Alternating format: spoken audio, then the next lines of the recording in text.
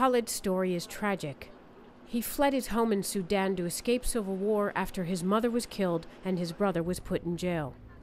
Making his way to Israel to seek asylum, he tracked through Egypt's Sinai desert on foot, going for days at a time without food and water. Along the way, his traveling companions were shot dead by bandits. He has been a refugee in Israel for 2 years. One of those spent living as a homeless person in this Tel Aviv park. Today he wants to leave the country for more humanitarian horizons. Fearing for his family in Sudan, he chose to remain anonymous.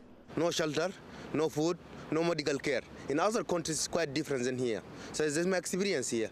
Tens of thousands of asylum seekers like Khalid have fled desperate situations in Sudan, Eritrea, and the Ivory Coast for Israel, where they come to seek refuge and jobs.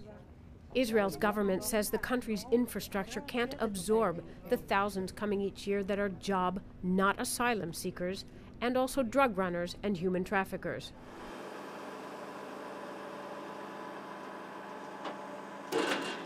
Accordingly, government ministers voted to build a $350 million barrier along the Israel-Egypt border to deter Africans from making the move north.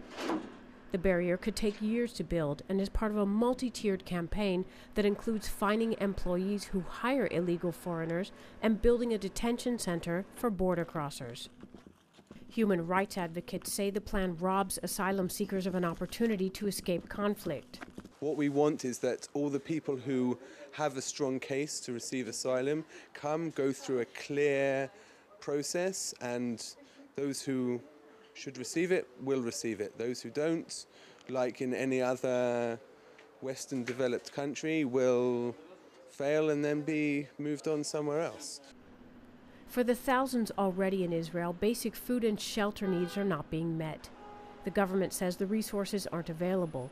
Refugees say the outcome will be fatal. Some of them are going to die because no medical treatment, no shelter. Now it's time is raining. Now it's going to be winter and it's going to be raining. What people are they going to do?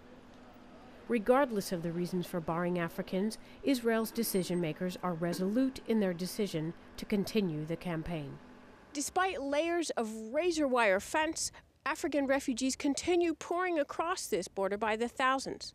The Israeli government hopes that by building a more effective barrier, it'll staunch that flow. Stephanie Fried, CCTV, on the Israel-Egypt border.